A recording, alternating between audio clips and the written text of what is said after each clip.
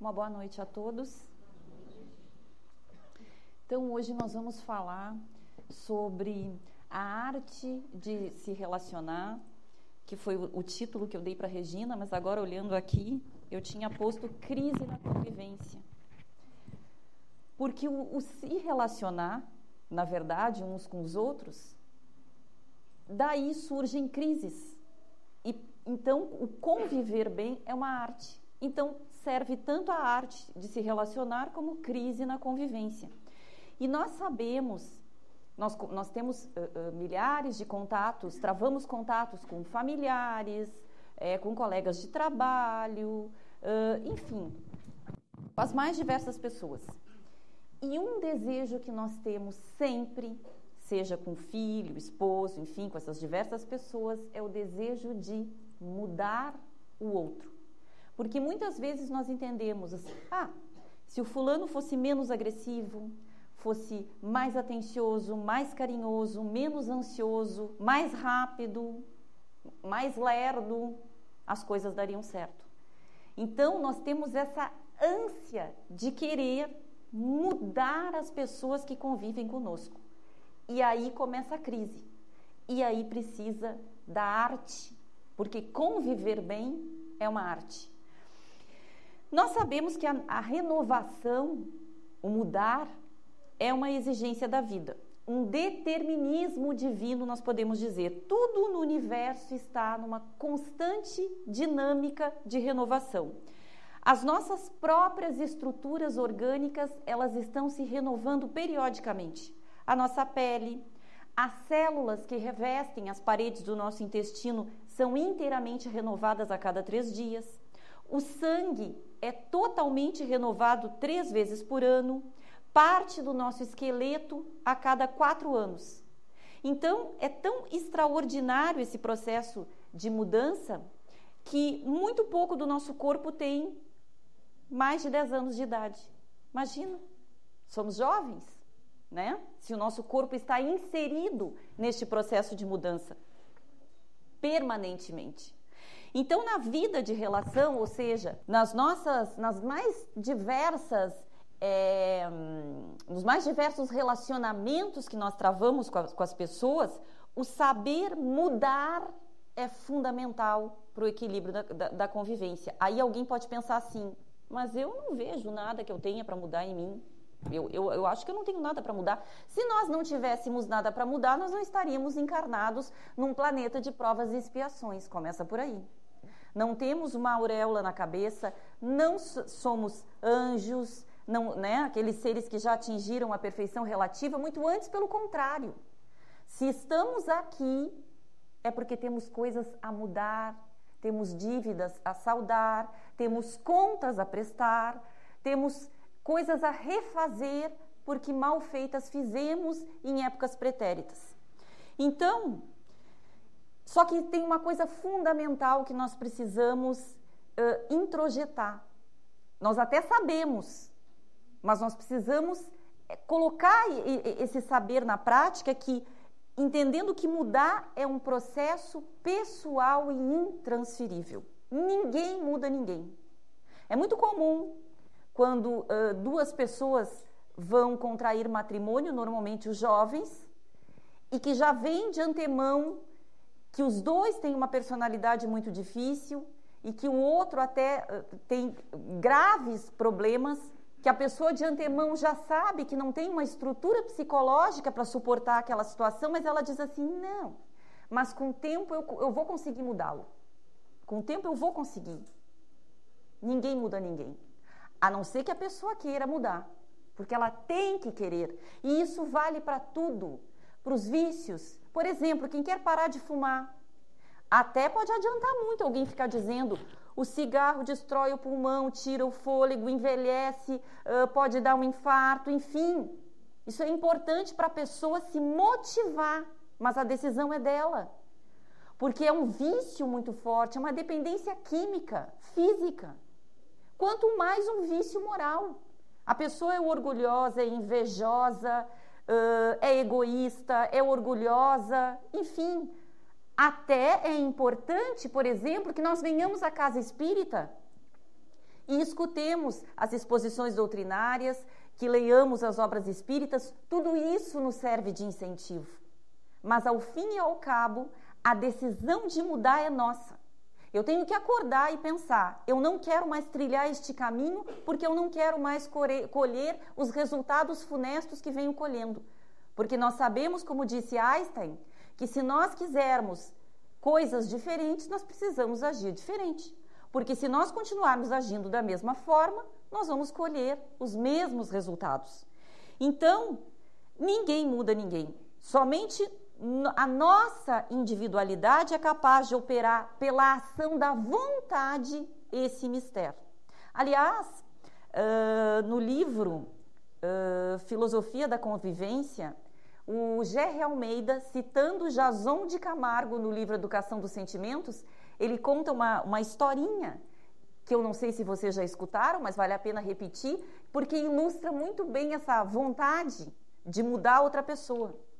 Ele conta que uma esposa estava inconformada com os procederes do seu cônjuge. Aquela mania que poucos homens têm de deixar a toalha molhada em cima da cama, de querer que alcance as coisas quando vão tomar banho, de querer tudo na mãozinha, aquelas coisinhas, né? Mas são poucos os que fazem isso. Mas enfim, essa senhora, ela estava estressadíssima. Até que ela estava passando na rua e avistou assim numa banca um livro com um título que lhe chamou muito a atenção. Mude seu marido em 30 dias. Ela não teve dúvida. Ela foi lá, comprou o livro e naquele mesmo dia, avidamente, começou a ler e percebeu que o livro era cheio de lições. Lição número 1, número 2, número 3, eram 30 lições. Mude seu marido em 30 dias, 30 lições. Então ali o autor começava a dizer, se o seu marido é daqueles que coloca a toalha em cima da cama e a senhora vai lá e apanha a toalha e coloca no cesto de... Não faça mais isso. Deixe a toalha em cima da cama. Não alcance mais os chinelos nem a roupa quando ele for tomar banho. Faça com que ele contribua nas tarefas domésticas. E eu sei que ela foi, né? Conta-se que ela foi aplicando essas lições e até contou para uma amiga o sucesso que estava fazendo esse livro, porque ela percebeu que o marido, de certa forma, estava tendo comportamentos diferentes, ao que ela atribuiu, então, as lições que ela vinha aplicando conforme o autor ensinava nesta obra. E o autor promete, vai muito além, ele diz, chegará ao ponto que, surpreendentemente, numa manhã, a senhora vai acordar e a mesa do café da manhã estará posta. Ele fará o café da manhã para a senhora.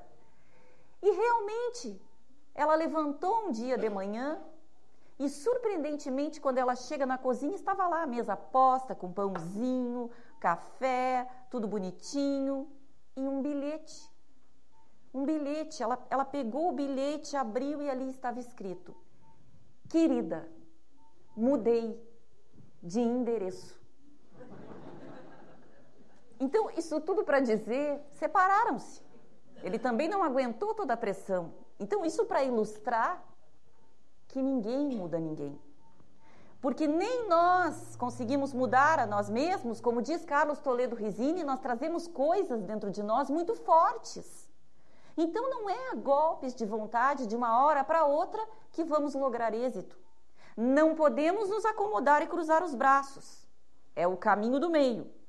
Mas também não podemos querer deitar crivados de vícios e problemas e acordarmos de uma hora para outra seres angélicos. Temos uma trajetória a trilhar. Então, a ideia de modelar as pessoas conforme aquilo que nós julgamos ser o ideal pode convergir para a destruição de relacionamentos, seja a médio ou longo prazo. E nós conhecemos isso, notadamente nas famílias, nos casais, aquelas mulheres que são neuróticas por limpeza, por organização e querem que o seu companheiro colabore. Não é que não tem que colaborar, claro que tem. Mas quando duas pessoas convivem no mesmo espaço, ambas precisam ceder. Há que haver uma flexibilização. O marido, por sua vez, que quer uma esposa igual à mãe.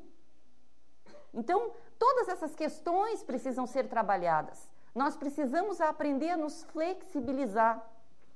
Então, esta é a premissa que nós temos que colocar muito presente para nós. Ninguém muda ninguém. Nós mudamos a partir da consciência de que devemos mudar. Mesmo sofrendo os estímulos externos, dos quais já falamos, o que é muito salutar, o que é muito necessário e muito importante, mas que por si sós não servem. Então, o ser humano, nós sabemos, tem a capacidade da perfectibilidade, porque senão os espíritos não nos diriam que nós estamos mergulhados numa lei e, querendo ou não, nós vamos alçar voos mais altos e chegaremos à perfeição relativa. O tempo que isso vai demorar vai depender dos esforços que cada um fizer. Uns irão mais rápido, porque vão se esforçar mais, outros irão mais devagar, cada um a seu ritmo, cada um no seu tempo, cada um com seu comprometimento. Mas todos nós lá chegaremos.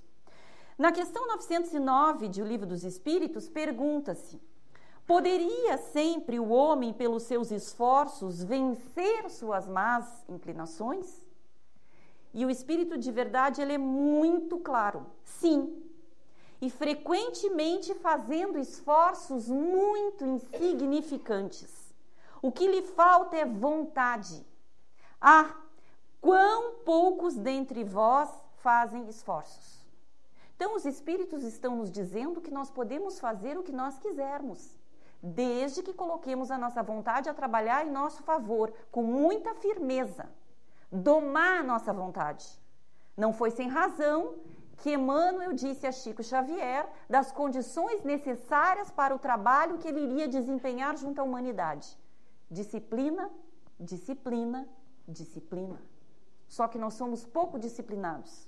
Nós decidimos uma coisa hoje e daqui um pouco aquilo começa a reclamar esforços maiores, a gente já desiste. Até nos empreendimentos mais fáceis.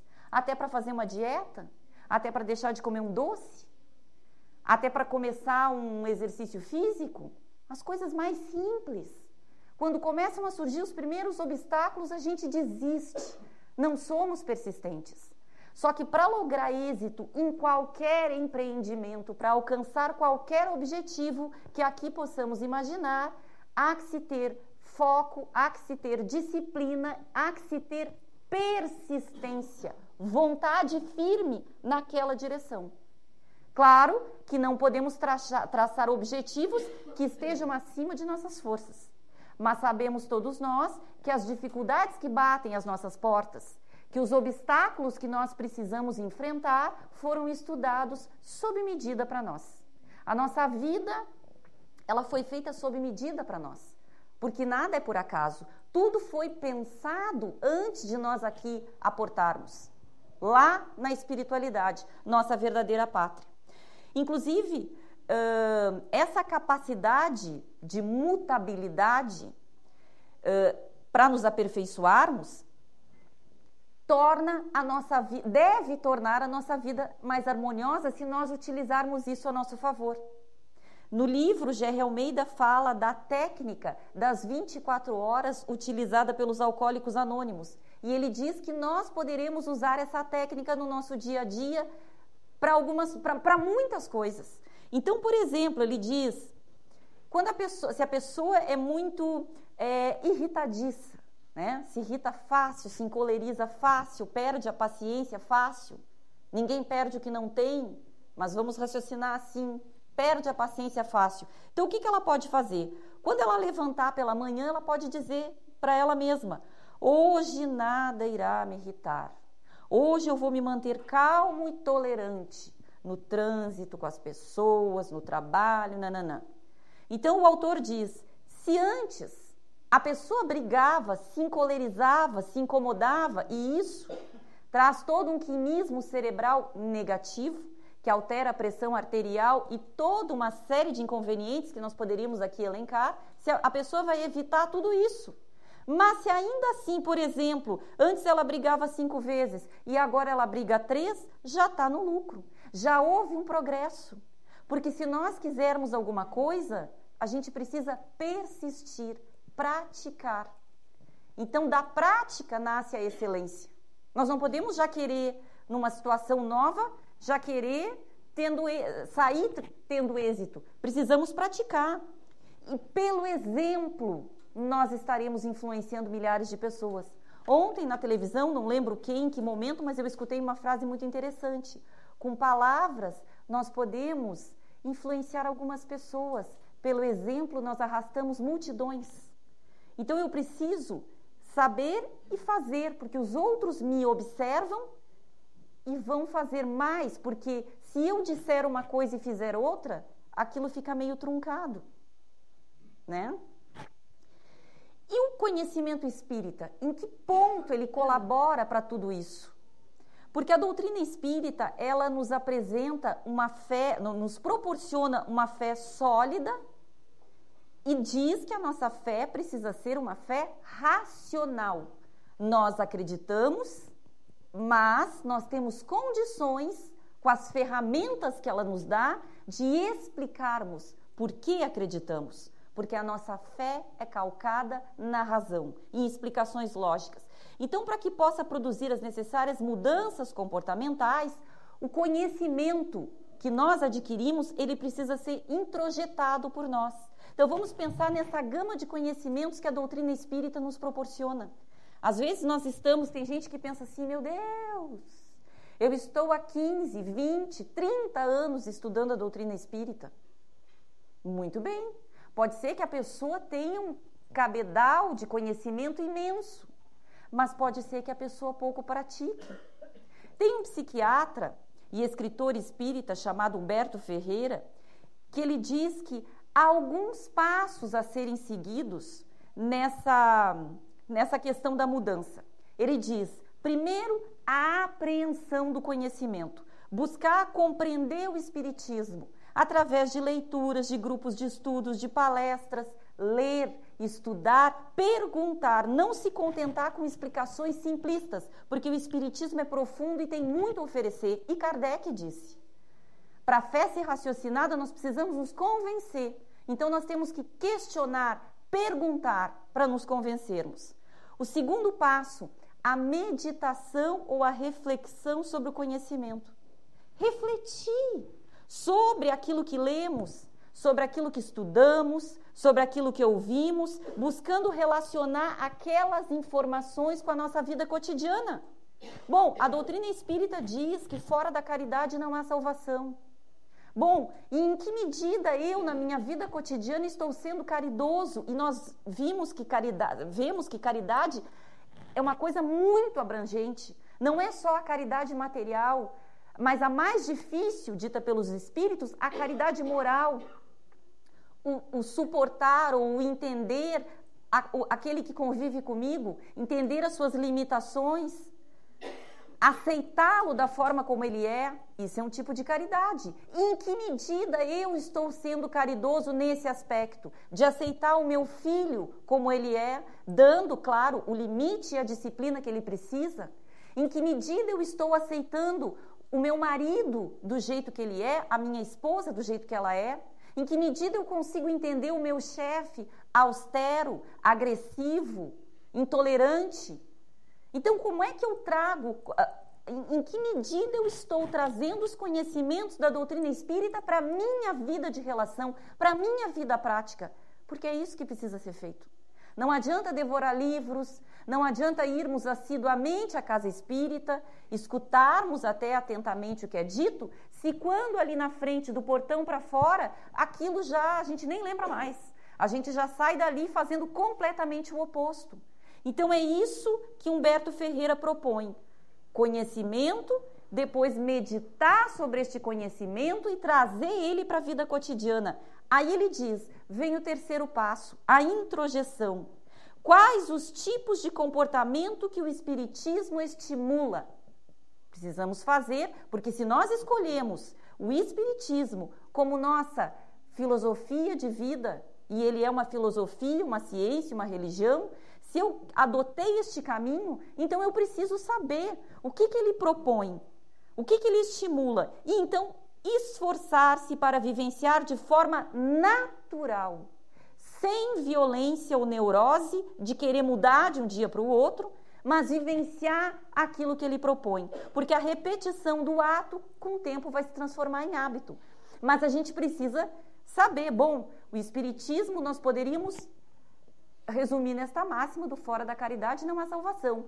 Mas ele nos oferece inúmeros conhecimentos, ele nos dá inúmeras ferramentas que nós podemos trazer para a nossa vida. E aí vem o quarto passo, que é a mudança. Mudar comportamento significa mudar a nossa forma de ver e de nos relacionar conosco, com os outros e com a vida. Mudar opiniões para mudar atitudes. Porque eu não consigo pensar de um jeito e agir de outro. As pessoas, normalmente, as normais, elas agem de acordo com aquilo que pensam. Então, se eu quero mudar as minhas atitudes, eu preciso, em primeiro lugar, mudar a minha forma de pensar e de raciocinar em relação a determinadas questões. Passar a agir de acordo, então, com o que nós aprendemos. Então, esse é o caminho. O ser humano, nós vivemos contradições naturais que fazem parte do nosso próprio processo evolutivo. Porque ao mesmo tempo que nós somos inteligentes, nós somos insensatos, nós somos violentos. Nós não somos totalmente bons, mas também não somos totalmente más, mesclam-se em nós virtudes e imperfeições. Então é necessário, é muito importante reconhecer essa nossa incompletude a fim de não nos tornarmos pessoas amargas e infelizes, buscando a mudança interior de uma maneira obsessiva.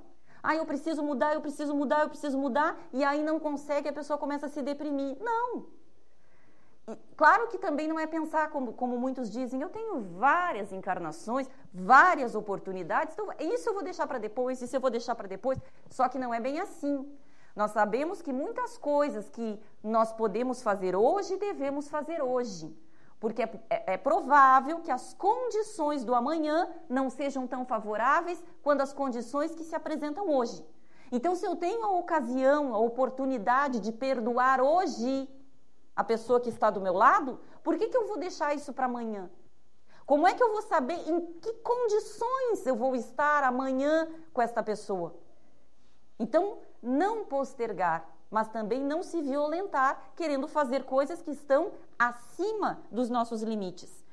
Então, é necessário também não assumir essa postura de acomodação com a ideia, porque essa ideia de incompletude não invalida e não deve servir como desestímulo para nós. Então, mediando esses dois extremos, deve estar a justa medida, o meio termo, o equilíbrio. E Gerry de Almeida, na sua obra, ele intitula um capítulo Ressignificando Situações, citando uma frase do Emmanuel que diz: dispõe-te a desculpar hoje infinitamente para que amanhã sejas também desculpado. Ou seja, nós precisamos dar aos outros aquilo que nós queremos receber dos outros. Nós precisamos dar para a vida aquilo que queremos receber da vida. E o que nós costumamos fazer? Nós gostamos muito, nós nos arvoramos em ser juízes em todas as causas. Nós estamos, na maioria das vezes, de dedo em riste contra o nosso próximo. E nos esquecemos que quando nós estamos com o dedo apontado na direção do outro, tem outros 4 na nossa direção. Então precisamos nos dar conta de que todos somos falíveis. Se eu não sou falível naquilo que eu estou vendo a pessoa falir, pode ser que naquilo que é meu ponto fraco seja o ponto forte dela. Então, sempre há 2 lados numa situação. Ressignificar, de Gerry Almeida, não é ser ingênuo, mas começar a olhar os acontecimentos de um outro prisma, da humanidade do homem. Porque ele diz, uma postura de intolerância conduz o homem à guerra. Uma atitude de sensatez leva à paz. Então ele diz, nós precisamos ter mais compaixão, ter mais empatia, exercitar a capacidade de perdoar para que possamos viver em paz com o nosso semelhante. E um outro aspecto bastante interessante que ele coloca, que ele intitula a crise da percepção, ele diz que a percepção faz parte da nossa vida social. E como é que nós percebemos os outros? Como é que nós percebemos o nosso amigo A, B, C? Como é que nós percebemos o nosso esposo, a nossa esposa, os nossos filhos? Como é que a gente faz a análise quando a gente conhece alguém? Então ele diz, quando nós percebemos uma pessoa, nós definimos de imediato já se essa pessoa nos é agradável, se ela é desagradável, se ela é agitada, se ela é serena, se ela é bela, feia, orgulhosa, humilde, enfim. A gente escaneia a pessoa e forma uma opinião. E a partir desta opinião que nós formamos, que nós vamos adotar o nosso comportamento em relação a ela. Só que nós temos que nos dar conta que a nossa percepção, ela envolve uma série de coisas. Envolve a nossa personalidade, a nossa história pessoal, os nossos desejos, o tipo de educação que nós recebemos dos nossos pais, a nossa realidade espiritual e os valores construídos e estruturados ao longo de múltiplas encarnações. Então, cada um traz uma gama de conhecimentos, nós estamos em patamares evolutivos diferentes. É aquela história de sempre. Se cada um de nós aqui for convidado a descrever uma briga que aconteça aqui na frente, cada um vai focar num ponto diferente. Porque cada um tem uma percepção diferente, tem uma história diferente, tem um padrão evolutivo diferente. Cada um de nós aqui nesta sala está num patamar evolutivo diferente. Uns aprenderam umas coisas, outros aprenderam outras, uns são mais pacientes, outros já menos orgulhosos, outros menos egoístas, enfim, nós vamos nos trabalhando, mas a gente precisa ter esta noção de que quando nós estamos analisando uma pessoa, uma situação, nós estamos usando todo esse cabedal que faz parte do nosso ser.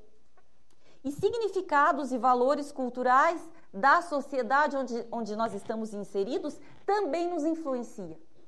Nós temos que nos dar conta que nós ainda estamos inseridos numa sociedade que valoriza muito ter em detrimento do ser. E isso, querendo ou não, nos leva a avaliar pessoas e situações de formas diferentes. O nosso estado de espírito também é preciso que nós levemos em consideração, porque quando nós estamos de bem com a vida, nutrindo paz interior, as agruras da existência, elas são mais facilmente resolvidas, até os pequenos percalços, até uma fechada no trânsito, alguém que nos xinga, alguém que nos manda longe, a gente entra por um ouvido e sai pelo outro, como se diz. Agora, se nós estamos estressados, pesados, pessimistas, amargurados, como diz aquele adágio popular, qualquer pé de galinha dá uma sopa, ou seja, qualquer pequena coisinha se transforma numa bola de neve. Então, isso também precisa ser levado em consideração. Então, conclusão. Nós percebemos os outros conforme os nossos próprios valores internos. Por isso, a necessidade de uma ética mínima para a convivência. Porque nós não estamos sempre certos 100%. Aliás, somos muito falíveis. E falando em ética mínima para a convivência, Kardec, em Obras Póstumas, na primeira parte, ele diz: não podem os homens ser felizes se não viverem em paz, isto é, se não os animar um sentimento de benevolência, de indulgência e de condescendências recíprocas. E aí, 3 princípios básicos são apresentados nesta questão que envolve o relacionamento com as pessoas. O primeiro, a conservação. Ele foi estudado por Allan Kardec em O Livro dos Espíritos, no capítulo das leis morais. E esse princípio, ele se desdobra e se desenvolve através da ideia de cuidado. Para conservar uma coisa é necessário cuidar. Nós sabemos, se nós queremos que uma roupa nossa tenha uma durabilidade maior, nós precisamos ter o cuidado na hora de lavar, na hora de pôr para secar. Os nossos móveis, para que eles durem mais, nós precisamos cuidar. O nosso carro precisa de manutenção. A nossa indumentária física precisa de cuidados para que dure mais. Enfim, tudo que nós cuidamos dura mais. E o cuidado, então, é a força que se opõe à entropia, ao desgaste. Cuidar expressa a ideia de zelo, desvelo, bom trato, solicitude. Então, torna-se primordial a necessidade de resgatarmos o cuidado com a nossa convivência, cuidar da nossa relação conjugal, cuidar do relacionamento com os filhos, Jesus, por exemplo, que segundo os Espíritos é o maior exemplo, modelo e guia da humanidade, ele cuidou dos pobres, dos deserdados, dos doentes, dos famintos da alma e do corpo. Então ele nos deixou este exemplo. O se preocupar, os relacionamentos, eles precisam ser alimentados e realimentados. Emmanuel disse, por exemplo, referindo-se ao casamento, que casamento não é um ato de um instante, é processo. É preciso casar dia após dia para que o casamento dure bastante. Então ele precisa de troca de afeto, de carinho, de cuidado, de diálogo. É como uma plantinha que precisa de água, que precisa de cuidados.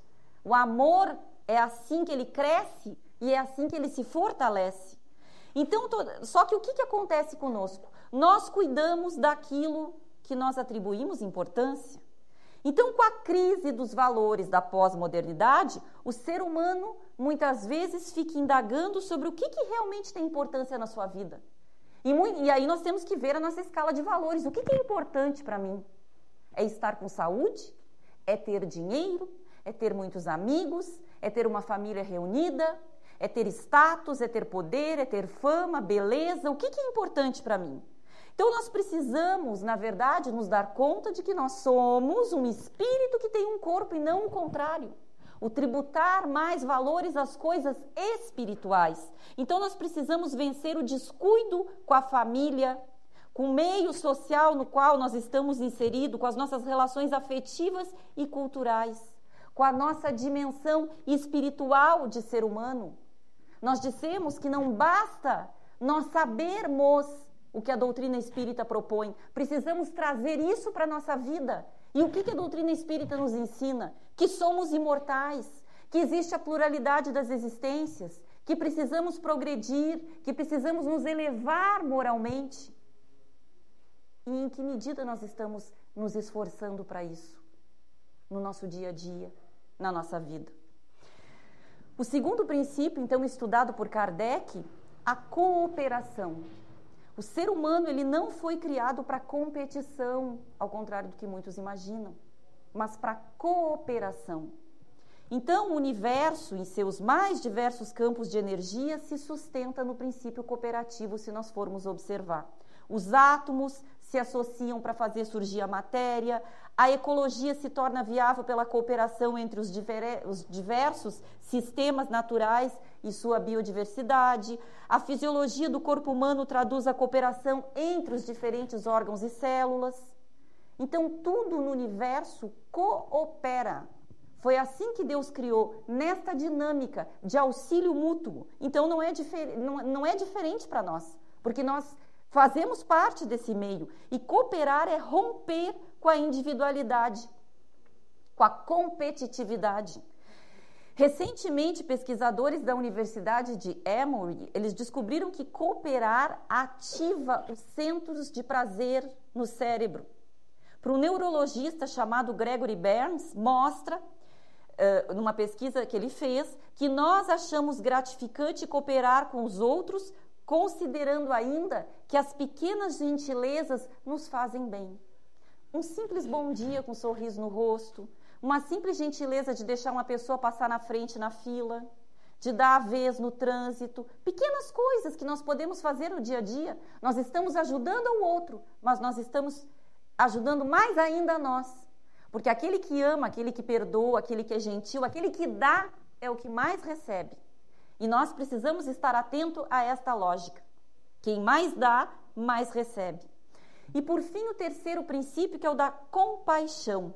Conforme a origem latina, compaixão é a capacidade de participar das dificuldades do outro, de me solidarizar, de até sofrer junto, se preciso for, dando o apoio. William Shakespeare, na sua obra A História do Rei Lear, no texto 4, cena 13, ele define com muita clareza e muita beleza a compaixão. Ele diz assim: quem sofre sozinho sofre muito mais em sua mente, espírito. Deixa para trás a liberdade e a alegria, mas a mente, o espírito, com muito sofrimento pode superar-se. Quando a dor tem amigos e suportam a sua companhia, quão leve e suportável minha dor parece agora. Então, quando a dor tem amigos, quando nós temos a quem recorrer, quando nós temos um ombro amigo, alguém para nos escutar, alguém para nos estender a mão, as coisas parecem mais fáceis. Pode até não aparecer a solução no primeiro momento, mas elas se tornam mais leves.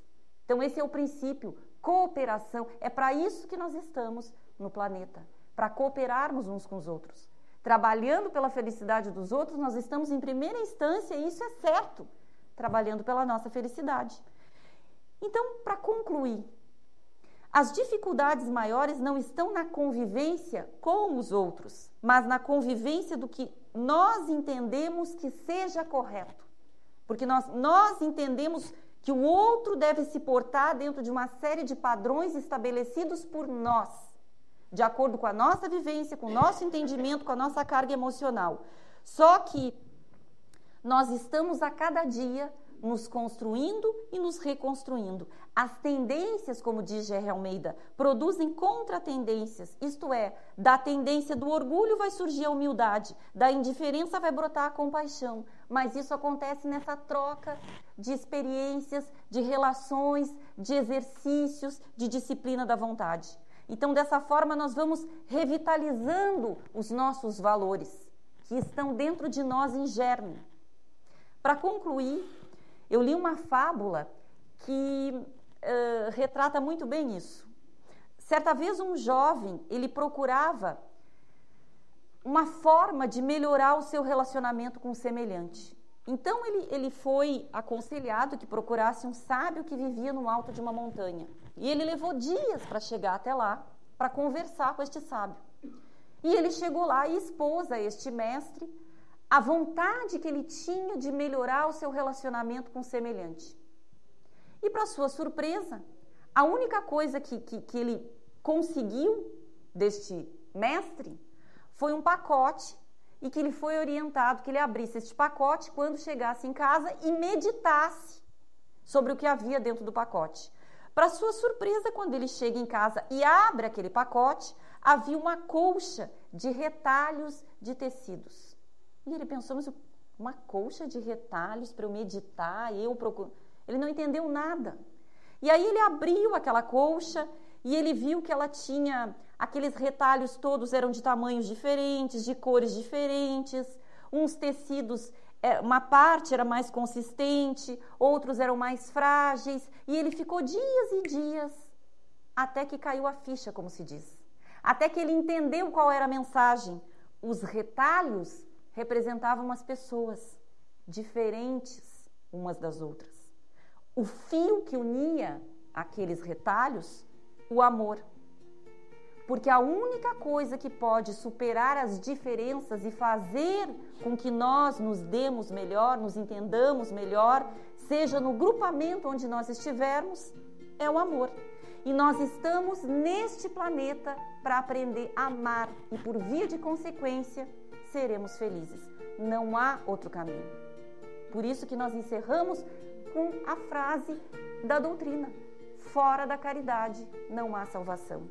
Então, que retornemos aos nossos lares hoje meditando que este conhecimento maravilhoso que esta doutrina espírita nos dá são ferramentas para a mudança, mas nós precisamos nos esforçar para colocar na prática. Esforço, disciplina, disciplina, disciplina, vontade. Muito obrigada pela atenção de vocês.